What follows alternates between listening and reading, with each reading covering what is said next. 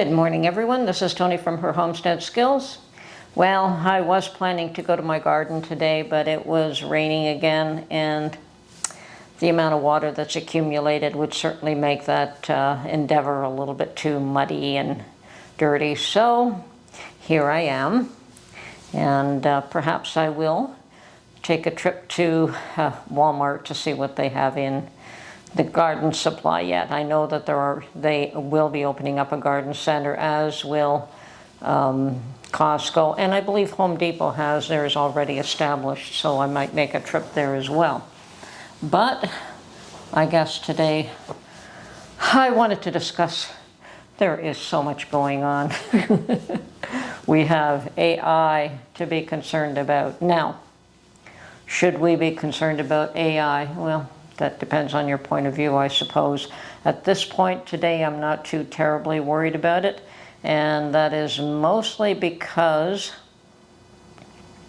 I am familiar with the introduction of computers back in the 80s, and how that was a pretty frightening thing for a lot of people, and how a lot of jobs were going to be lost, and a lot of things were going to happen with the introduction of computers.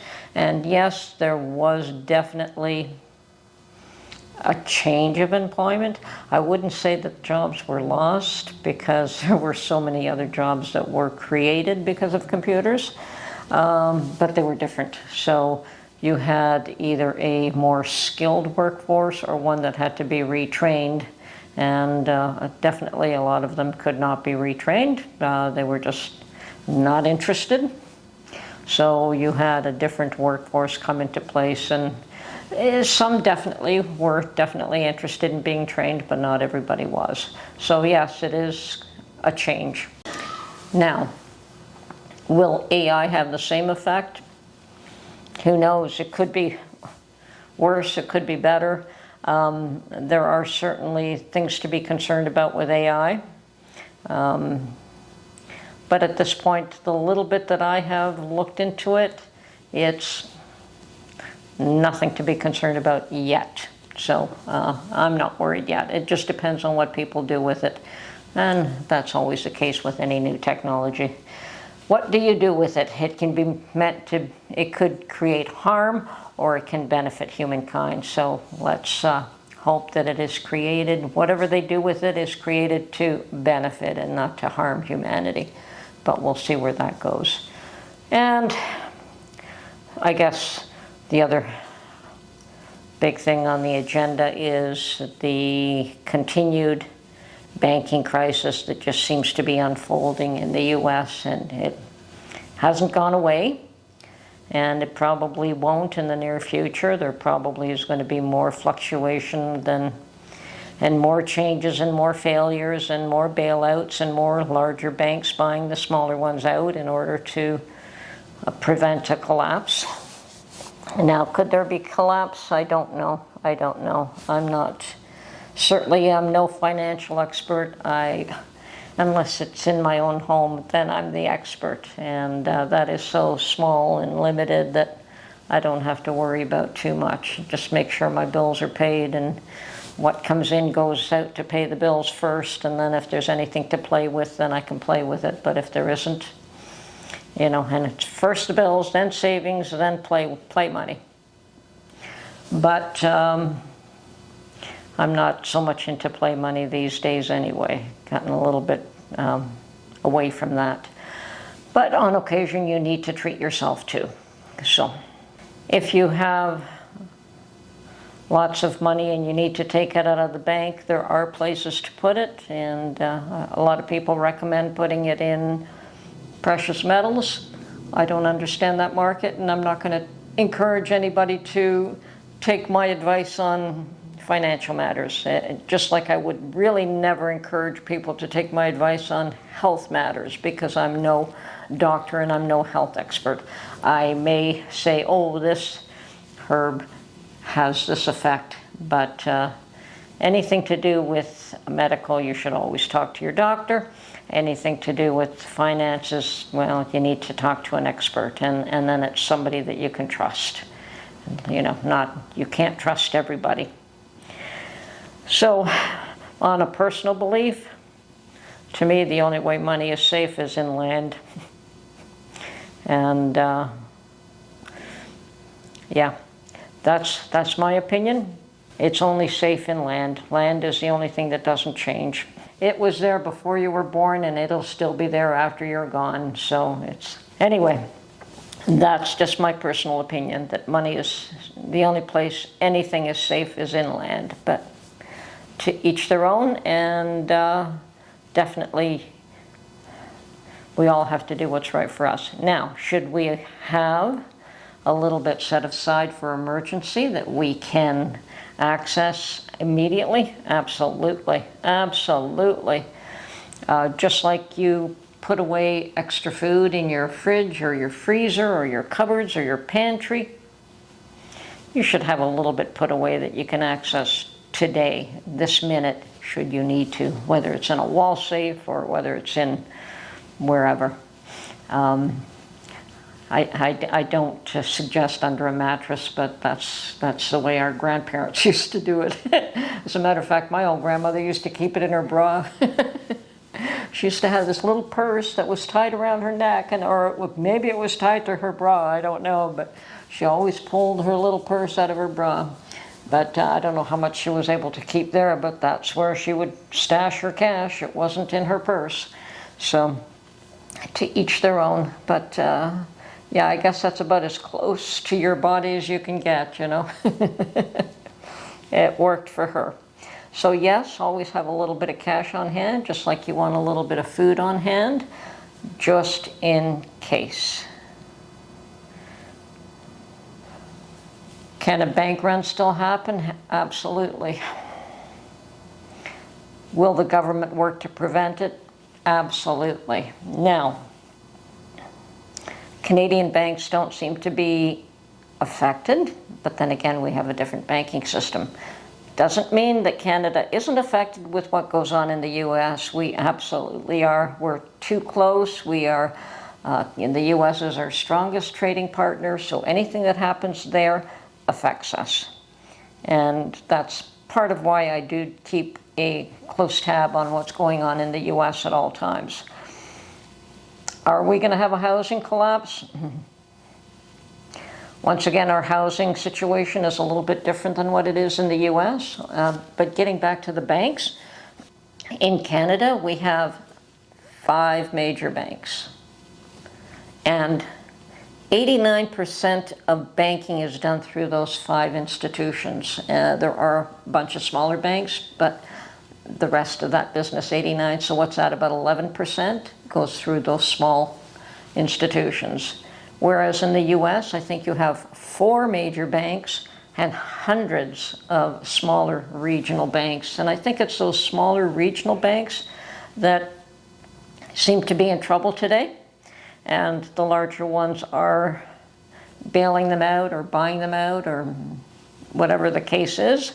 So they still exist, and I take it as long as you don't have more than $250,000 in the bank that is insured, you're probably okay, even if there is a bank failure on your bank.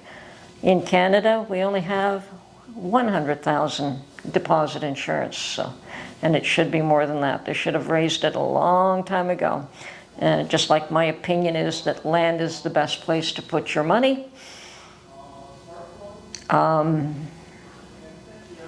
My opinion is that the bank should be backing deposits larger than $100,000. But once again, I have no control over that.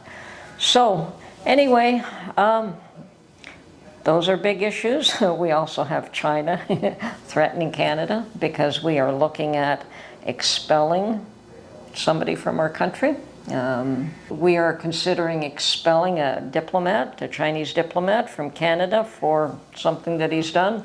Hey, I don't know where they think that they have the moral authority to determine what Canada should or should not do, but it seems as though they think they can flex their muscles and push everybody around. And so they're trying to push the U.S. around, they're trying to push Canada around, and Lord knows whoever else they're playing those games with. But their day will come too. Anyway, lots of changes, lots of changes. It's an ongoing situation. Anyway, today I may try to get to the garden a little bit later if it dries out a bit. I probably will not be digging in the dirt and turning it over when it's this wet, but perhaps I can tie up my raspberry bushes and get the canes under control, because they're very tall and bending over, and I don't want to walk past them and have my flesh torn, which has already happened. So I do have to get them under control. I want to put them behind a few stakes and strings, so I'm going to put some bamboo stakes in the ground. I'm not going to go with T-posts, because I do have bamboo stakes. I have lots of them, and I will be putting those in the ground and then just tying, not string and not rope, but a heavier gauge string between the bamboo, and just try to keep all the canes behind that. I do want lots of raspberries this year, so I'm not going to cut those back. Anyway, that's about all I think I can do with the garden today, if I can get to it at all. If not, it'll be tomorrow. And I hope everyone is still looking at getting ready for canning season, because it'll be fast upon us. As a matter of fact, as soon as the strawberries are ready, which is first thing in June, I will be canning up some more jam, getting some fresh strawberries either from the farms. I don't think I'll be getting my own. I think it's far too early.